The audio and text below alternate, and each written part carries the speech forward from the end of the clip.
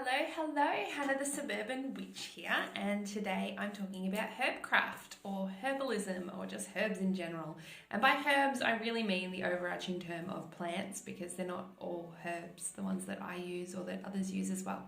So to jump right in, there are a few different ways you can use herbs just for your health, which is more sort of the herbalism route, and then as magical properties and in your spiritual practices as well.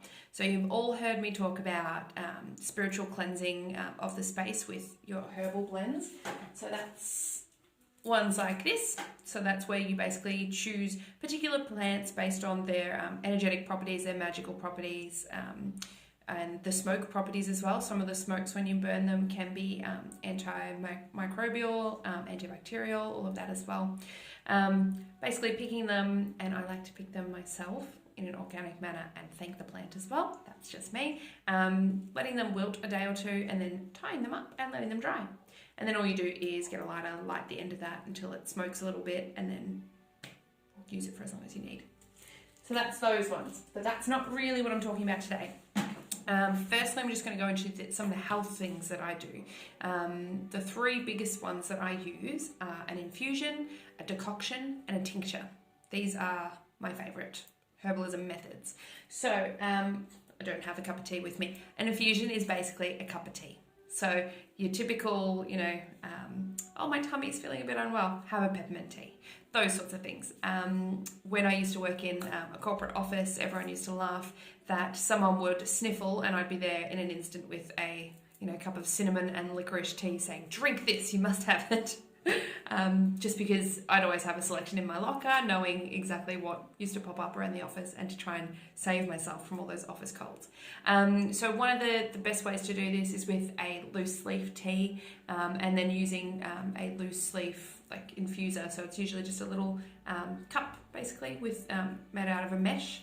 You pop your herbs in there, put your hot water in, cover it. Always cover it, because that means that the essential oils from your herbs aren't going and evaporating out.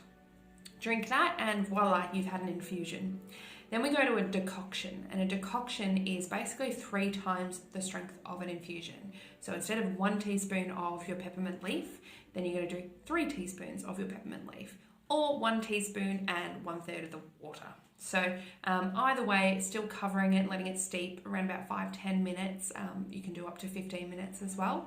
I find 10 minutes is good, and it's at a good temperature to drink as well. And then basically just drinking your drink. So it's a really, really easy way to get into herbalism and to start on this path. My personal favourite resource for all things herbal, and you can find everything online these days, but a good old book is amazing. So this is Herbcraft, a complete guide to the cultivation and use of herbs by Nerys Purchon. So she's got oh my gosh, just the best information in here. There's all sorts of things on poultices, compressions, those sorts of ways to use herbs as well. So it is handy to have a resource on your person. I'm a secret prepper as well, so I like to have things in hard copy form rather than relying on the internet, because my Wi-Fi could be down, we could have a power outage, my phone could be out, all sorts of things can happen. So in an emergency, I like to know, what herbs can I use that I have in my house for first aid and that sort of thing.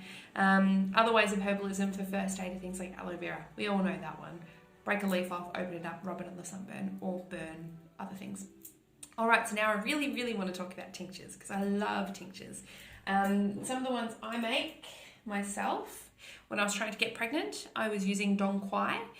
Sorry, it's all the writing is switched around because I'm using my front camera. Sorry, guys. Quai tincture. So this I made in 2016. And it's just, I'll see if I can open it. Oh. All right, you can see the colour. So that type is a really beautiful light yellow, almost cleary golden colour. Now I'll show you the herb that this comes from. The Latin name is Angelica Sinensis. This is what it looks like. Not the nicest tasting tincture and not the nicest tasting herb. You can have this as a tea as well. It doesn't smell too bad. Oh, doesn't smell too bad. Just smells like an Asian food shop, really. And this one is known, Angelica Sinensis or Quai. This is known as the female ginseng, basically. It is really, really, really good in terms of sexual health, reproductive health. If you have PCOS or any other hormonal imbalances and things like that for women, this is the thing you want. I've gifted it to a couple of friends as well that were going through stuff. But if you have a physical reason why you can't fall pregnant, such as tubes being blocked or things just not working properly on a physical level, this won't help. So always make sure you're doing your proper tests and everything, and not solely relying on herbal medicine and self-diagnosis, just because we're not always right.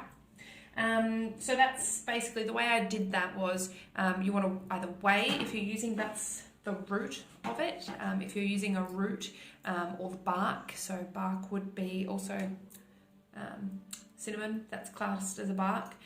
So that's usually by weight or depending on what it is, and then steeped in alcohol. You can use herbs as well, so like this is sweet woodruff, so you can fill up a jar with your dried herb and chuck in some alcohol. Try and get the highest quality that you can. Here in Australia it's actually quite difficult to find. I know in the States you can find, I think it's called Clear Bright or something like that. It's clear something. But anyway, I just use Bacardi or vodka, whatever I have, it's going to work. This is my other favourite one, which is Echinacea. So I made this one in 2016 as well. No, I didn't. I've redone it. I just didn't redo my label. That's silly. But tinctures don't go off. They're in alcohol. They're not going to go off. So this one I love the smell of now, just because, I'm a bit of a weirdo. I can't really show you. Maybe I can. If you can see, it's a very dark brown. So what it basically is it's making all the essential oils in those herbs are getting drawn right out with the alcohol, and you help that with a process called decoctions. And what that is you've got your jar filled with your herbs, and every day, sometimes twice a day, you'll come up to that, put a towel on the table, and basically gently bang it on the table for about a minute, and that's going to force the plants that are in there to release those oils into the alcohol, and usually you're going to keep that in there for quite a few weeks. This is also how you make vanilla essence, so you can do that at home as well. It's incredible. And what at the end of it, when you strain it out, you want to strain it through a fine mesh sieve, and then also through potentially like a cheesecloth or something like that. What you're left with is it's almost like a thick, depending on what you've used. Like the Echinacea one can be quite thick, a thick syrup almost, but sometimes it can be a bit thinner or runnier as well, depending on the herb. But yeah, you're left with this, the Echinacea one is like a dark brown, like really, really dark brown Bacardi, but the herb itself is so interesting. It is crisp and dry and crumbly, and it just like, it's been sitting in liquid for a month and it's dry and there's nothing to it. It's almost like it is devoid of all nutritional value, and I just chuck it in the compost. But that's basically what it does. It draws everything out and into that liquid. So that liquid is gold. So anytime we feel like we're coming down with something, straight into the cupboard, my husband's like, give me the tincture, where is it? And usually about 20 drops of the Echinacea into 1 tablespoon of water. And you do that 2 to 3 times a day. That's approximate, depending on the herb, depends on the amount. Some are safe for children, some are not, so you've got to be careful with that.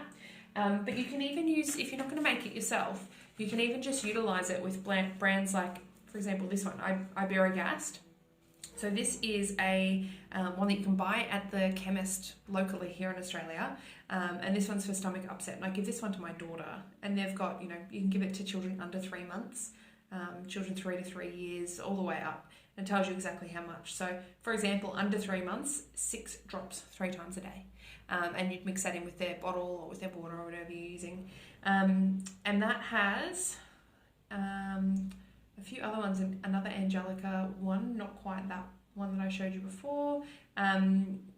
There's basically a tincture of a mixture of plants in those ones. And you can find a few other homeopathic style tinctures in the market as well, which are fantastic. The other one is elderberry, and you can make an elderberry syrup, or you can make an elderberry, what's the other one? There's a syrup, there's like a cordial, which is really nice. Jelly, you can make them into little jelly candies that you can then eat or give to the kids. That's great in, flu season as well. So that's in terms of the actual herbalism side of things. Then we can get a bit more creative in the witchy side with things like ritual oils. Now, this is one I made for hubby. He's going through some intense stuff at work at the moment in training. And so I've made him Crown of Success. So what I've done, I've mixed basically a nice golden oil there. I think I used sunflower oil. And then a few of the herbs and things in there that are associated with success. So there's bay leaves, there is cinnamon, there is organic orange peel, there's sandalwood and frankincense and vetiver oil, and a few other things in there that I won't go into. So just because it's my own personal recipe, but you can get really creative. Just find out which herbs and things call to you, and then basically mix them all together. I like to do it on a day that has a good astrological forecast, so not on a void moon day. For the Crown of Success one, I did that on a Thursday. And then what I used that for is a fixing candle. So I'll show you what they look like. It's one of these. So I got this one from Alfheim in Olinda in Victoria. You can buy them online. This is my one for prosperity. I'll show you prosperity oil. So it looks a little bit different. Some ginger, some basil, cinnamon, chili flakes, and a few other goodies in there as well. So you can really get creative, make it yourself, make it your own. Oh, crashing everything here.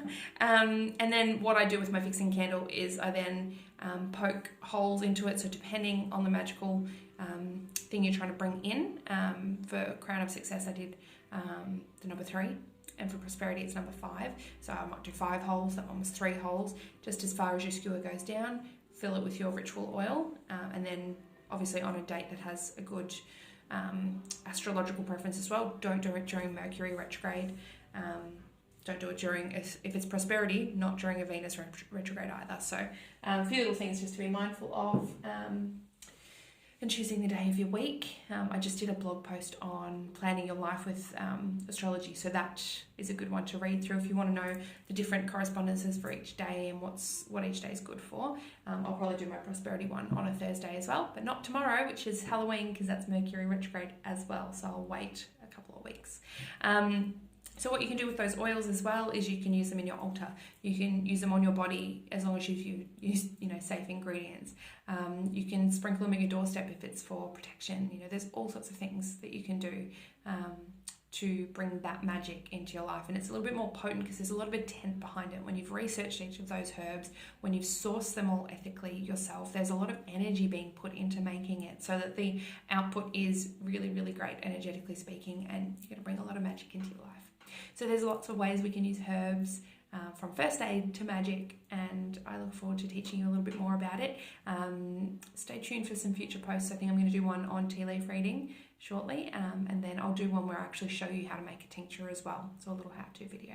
Otherwise, make sure to like and subscribe, and don't miss any of the videos coming up, and I look forward to chatting with you guys soon. Bye!